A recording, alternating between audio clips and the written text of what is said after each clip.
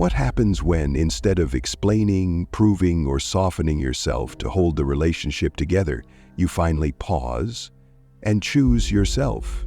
Hi, I'm Jim Rohn, and if you've been caught in the emotional tug-of-war with an avoidant partner, constantly giving more, trying harder, overthinking every silence, then you already know how exhausting it is. You're not confused because you lack clarity. You're confused because the person you care about keeps shifting between closeness and distance, warmth and withdrawal. And each time they pull away, you blame yourself. You'll think, maybe if I had said it differently, maybe if I give them more space, maybe it's me. Here's the surprising truth. It's not you. Avoidantly attached people often don't even realize they're avoidant, or if they do, they're deeply skilled at avoiding the very self-awareness that would lead to change. Not because they're cruel, but because vulnerability feels dangerous to them. And your desire for closeness, it unintentionally activates their deepest hidden fear, being seen and then rejected. In this video, I'm going to walk you through what really happens psychologically and emotionally when you stop chasing someone who's avoidant. You'll learn why your withdrawal may trigger more reaction than your affection ever did, and more importantly, how to shift the entire dynamic without losing yourself in it. This isn't about manipulation. It's about emotional maturity. It's about reclaiming your center. So, if you're ready to move from anxious reactivity to secure clarity, subscribe to the channel, turn on notifications, and stay with me. Because when you stop chasing the avoidant, something powerful happens, not just to them, but to you. And that shift can change everything. So what actually happens when you stop chasing the avoidant? What unfolds when you pull back, go no contact, and stop trying to fix, explain, or reach for connection with someone who has repeatedly pushed you away? The truth is, this moment of withdrawal often triggers a chain of responses in the avoidant that reveal far more than any of their words ever could. At first, the avoidant will likely feel a wave of relief, not because they don't care, but because relationships, especially emotionally intimate ones, create pressure they don't know how to handle. Even if you haven't demanded much, your emotional presence alone can feel overwhelming to someone who's built their identity around self-reliance and emotional distance. So when you stop reaching out, stop trying to close the gap, they feel lighter, as if a weight has been lifted. They may distract themselves, convince themselves they made the right choice, and rationalize the disconnection. But that's just their nervous system trying to restore a sense of safety through avoidance. However, as time passes and the silence continues, something shifts. Your lack of pursuit becomes louder than any words you could have spoken. Without the usual dynamic of you chasing and them retreating, they're left with a new experience, emotional stillness. And in that quiet, they start to feel the space where you used to be. That's when the loss begins to register, not as a crisis, but as an unsettling absence they didn't expect. And because deep down, they assumed you'd come after them, that you'd plead, reach out, try again. And now that you haven't, the fear of losing you becomes real. Avoidants, like all humans, are motivated by the fear of loss, especially when something or someone they assumed would always be there suddenly isn't. In your absence, you become scarce, and scarcity creates value in the avoidant's mind. The absence feels safer than the presence ever did, because now there's no emotional demand, no need to be vulnerable, so they begin to feel, but only because you're no longer emotionally present. Ironically, now that you're not pressuring them, even unintentionally, it becomes emotionally safe for them to think about you.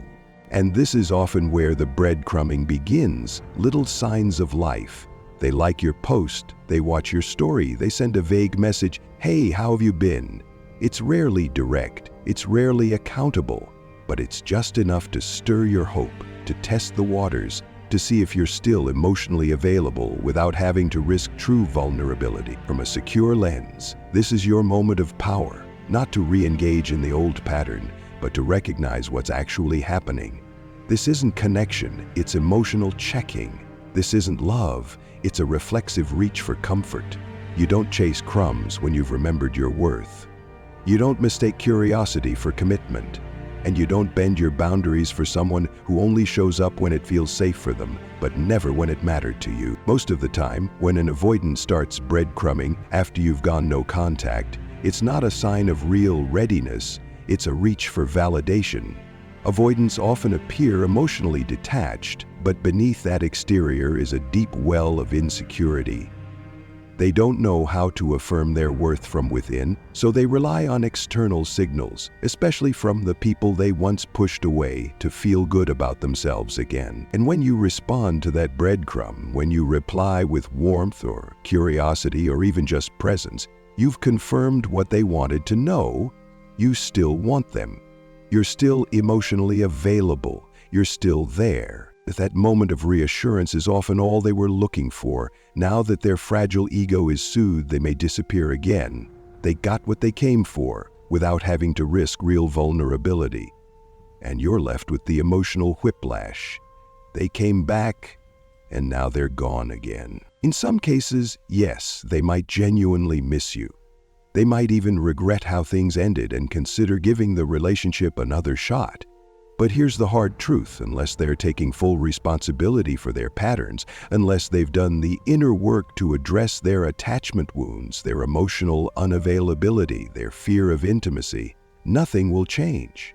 The triggers will still be there. The fear of closeness will resurface. And the pattern will likely repeat, dragging you back into the same cycle of connection and withdrawal. Remember, avoidants fear rejection just as much as they fear intimacy. Vulnerability feels dangerous to them because they've associated being seen with being abandoned. So in many cases, they might not reach out at all, not because they don't care, but because they're terrified you'll reject them. And yet, even when they don't act, they think about you. You live in their mind as the one who got away, the one who didn't chase, the one they couldn't fully control, the one who finally held the mirror up. If you stay no contact, if you don't respond to the breadcrumbs, don't pursue, don't fall back into the cycle, you might become something unexpected to them, the ghost ex, the ex who lingers in their mind not because you left dramatically, but because you left with dignity, because you didn't beg for their love, didn't chase their half-hearted gestures. You simply chose peace over confusion. And that memory, that emotional absence, it stays. Because avoidants may forget what you said, but they will remember how your silence made them feel. Dismissive avoidants often carry what's called a ghost ex, an old partner they quietly romanticize, revisit in their minds, or hold up as an ideal while they're in new relationships. This isn't about love in the traditional sense, it's about emotional distance.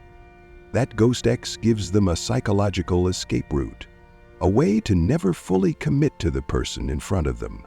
Because if there's always someone better out there, that's someone more compatible, less demanding, easier to be with, then they never have to fully invest here and now. This fantasy acts like a buffer. It allows them to remain emotionally unavailable without having to admit it. Because how can you truly bond with someone if you're secretly comparing them to a curated memory of a past partner? It creates emotional distance, and for the avoidant, that distance feels like safety. Intimacy, closeness, being seen, that's the real threat, especially when they've been conditioned by childhood emotional neglect to associate vulnerability with pain. So when you don't chase after the breakup, when you hold your boundary, remain quiet, and choose self-respect, you may become that ghost ex. But not in the way that feeds their ego. You become the one who slipped away because they couldn't meet you with the depth you deserved. And sometimes, that absence becomes the very mirror they can't look away from. Yes, in some cases, losing someone who doesn't beg, doesn't chase, and doesn't lower their worth to be chosen can be the moment that shakes them. It can be the emotional wake-up call that forces them to finally sit with their own patterns. That moment where the pain of losing you becomes louder than their fear of facing themselves. But here's the truth you need to hold close. That is not something you wait around for. That is not why you go no contact. The real reason you stop chasing isn't to change them, It's to stop abandoning yourself. Because every time you beg, plead, or try to prove your worth to someone emotionally unavailable, you're teaching your own nervous system that love must be earned, that you're only worthy when you're chosen by someone who keeps leaving. And that message seeps deep into your self-concept. You stop chasing because you deserve peace, because your value is not up for debate, because love, the real kind, doesn't require you to shrink, perform, or wait indefinitely. When you stop chasing, you're not giving up on love. You're giving up on self-betrayal. And that is the beginning of something far more beautiful: self-trust.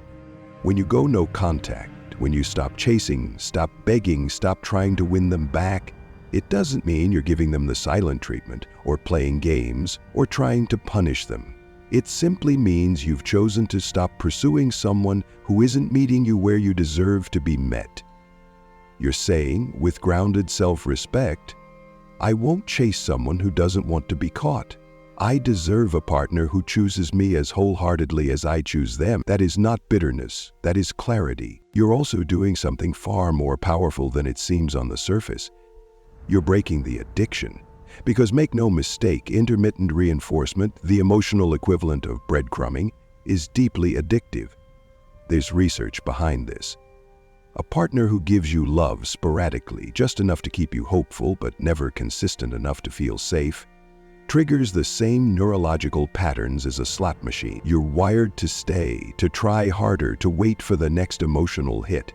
But when you stop engaging, when you stop feeding that loop, you begin the withdrawal. And yes, it's painful, but it's also the start of your healing. That space gives you the breathing room to shift inward, to start working on you, to learn how to feel secure inside your own nervous system, to understand your own attachment style, to build emotional boundaries, to truly comprehend, both intellectually and emotionally, why this avoidant person behaved the way they did.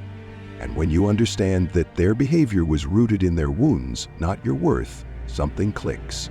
You stop taking it personally. You stop carrying the weight of their patterns on your self-esteem. This is where emotional detachment begins, not from coldness, but from truth. When you see clearly, you let go naturally, not out of anger, but out of alignment. And suddenly your energy is no longer wrapped up in chasing or fixing or proving. It's going back into your life, into your passions, your friendships, your career, your creativity, into learning, exploring, expanding, into the version of you that feels most alive. And with each step you take toward yourself, you're sending a powerful message back to your own heart. I'm here. I've got me. Even when it hurts, I will show up for myself. And that is the kind of message that rebuilds self-worth, that restores dignity, that brings you back to solid ground. So no contact isn't a tactic to get them back. It's a boundary for your own healing. You stop chasing them not to make them miss you, but because you finally stopped abandoning yourself. As we come to the end of this video, let's take a breath and reflect on what we've uncovered together.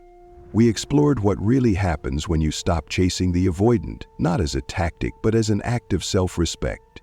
We talked about the relief they often feel at first, the potential for breadcrumbing, and even how your silence can turn you into the ghost ex they can't forget. But more importantly, we looked at what you gain when you stop reaching for someone who won't meet you halfway. You begin to break the emotional addiction. You stop internalizing their behavior as a reflection of your worth. You start reclaiming your energy, your clarity, and your dignity. The core message is this: choosing your self-worth over temporary emotional relief is not cold, it's courageous. It takes strength to stop chasing patterns that have always felt familiar, even when they're painful. It takes emotional maturity to grieve the connection while still choosing yourself. And every time you honor your peace over your impulse, you are reteaching your nervous system that love doesn't have to hurt to be real. Thank you so much for being here and for staying until the end. That says something powerful about your commitment to your own growth. You're not alone in this. and your healing is unfolding one clear choice at a time. If this video resonated with you, I invite you to share your thoughts or story in the comments. I would love to hear from you. Your voice might be exactly what someone else needs today. And if you found this helpful, don't forget to subscribe to the channel and hit the notification bell so you don't miss more content to support your emotional clarity and self-worth. Keep going. You're not chasing anymore. You're choosing you. And that changes everything.